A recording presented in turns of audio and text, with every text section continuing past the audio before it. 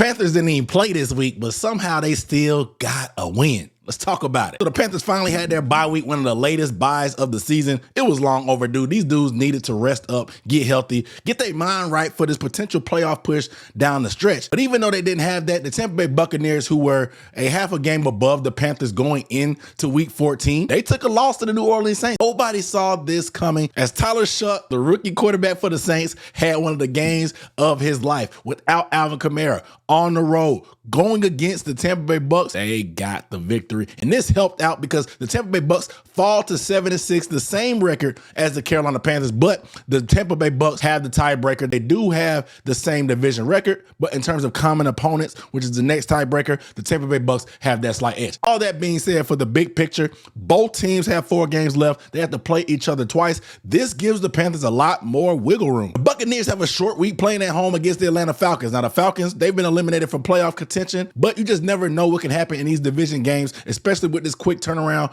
Maybe the Falcons can knock them off. If that's the case, there's going to be a lot on the line these next 2 or 3 weeks. The good news is the Saints did them a favor and beat the Bucs. The bad news is the Panthers have to play the Saints, who beat them the first time at home, and they look to have a lot more confidence after their big-time win against the Bucs. That Saints game, the first time, was one of the worst outings for this Panthers offense, as they could not run the ball, and Bryce Young just looked shell-shocked, being a little bit hesitant to throw the ball down the field when opportunities were there. You add to that, on the other side of the ball, J.C. Horn had his worst game of his career. That probably won't happen again, but things just get crazy in these type of matchups. Now, looking forward, the Panthers, it's clear, if they sweep the Bucs, they're going to get in regardless of what happens in these other 2 games remaining against Seattle, against New Orleans. But if the Falcons do the Panthers a solid, beat the Bucs, and the Panthers beat the Saints, the Panthers can lock up the division title really quick in week 16 against the Bucs in their first matchup. This has been one of the craziest NFL seasons, man, that we've had in a while, and I'm so glad the Panthers are in the thick of it. This is a real opportunity to take a step as a franchise that's been in the dark ages for about the past 7 or 8 seasons. I don't even know what's about to happen, but regardless,